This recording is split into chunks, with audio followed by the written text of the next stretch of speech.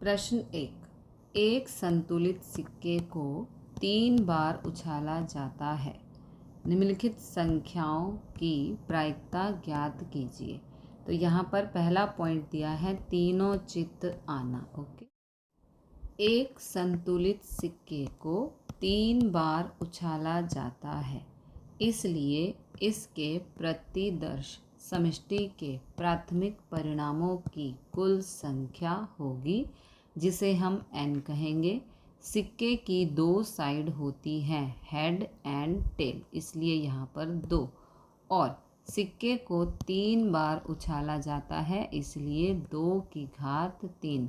2 की घात 3 होता है 8। ओके, तो यहाँ पर u यानी कि सैंपल स्पेस हो गए। देखो, तीनों बार हेड भी आ सकता है, 2 बार हेड 1 बार टेल आ सकता है, हेड टेल हेड आ सकता है, टेल हेड हेड आ सकता है, टेल हेड टेल आ सकता है, हेड टेल टेल आ सकता है, टेल टेल हेड आ सकता है, और तीनों बार टेल भी आ सकता है।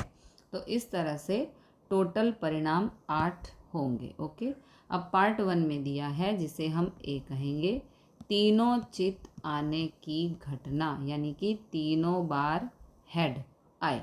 तो घटना ए के लिए अनुकूल परिणाम यानी कि m बराबर 1 है, अतः P ऑफ A1 बराबर होगा m अपॉन में n। यहाँ पर ये गलत है, m अपॉन में n। तो m हो गया 1, n है यहाँ पर 8। ओके, जो 8 रिजल्ट है इसे हम n कहेंगे।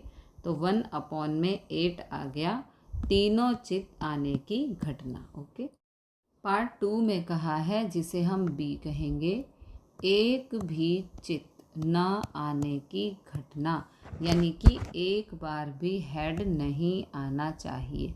तो ऐसी घटना यहाँ पर एक ही है, तीनों बार टेल आ रहे हैं, एक बार भी हेड यानी कि चित्त नहीं आ रहा है। तो घटना बी के लिए अनुकूल परिणाम, जिसे हम m2 कहेंगे, बराबर है 1। अतः P ऑफ B बराबर m2 अपॉन में n। m2 है यहाँ पर 1 और n है 8। ओके, फिर हमें फाइंड करना है B डैश। अब B डैश का मतलब है कम से कम एक चित्त आने की घटना।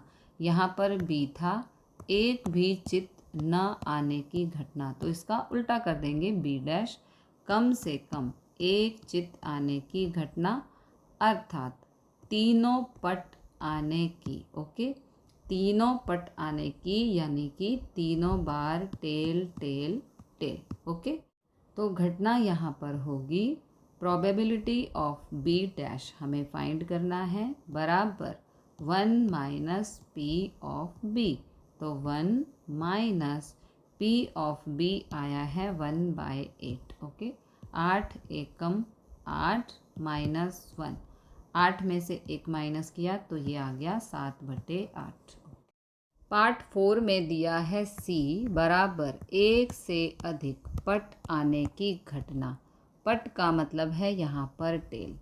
1 से अधिक पट यानी कि 1 से ज़्यादा बार टेल आने की घटना। तो देखो, यहाँ पर 2 बारी टी है, यहाँ पर 2 बारी टी है, यहाँ पर 2 बार टी है, और यहाँ पर 3 बार टी है।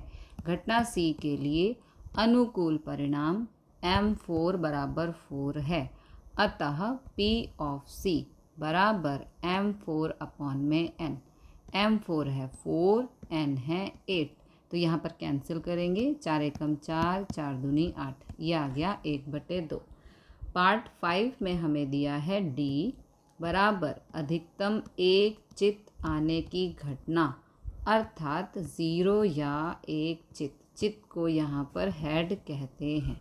अधिकतम एक चित्त यानी कि 0 या 1 चित्त, या तो 0 बार हेड या 1 बार हेड। ओके, तो ये देखो, 1 बार हेड, 1 बार हेड, 1 बार हेड, और यहाँ पर 0 हेड है।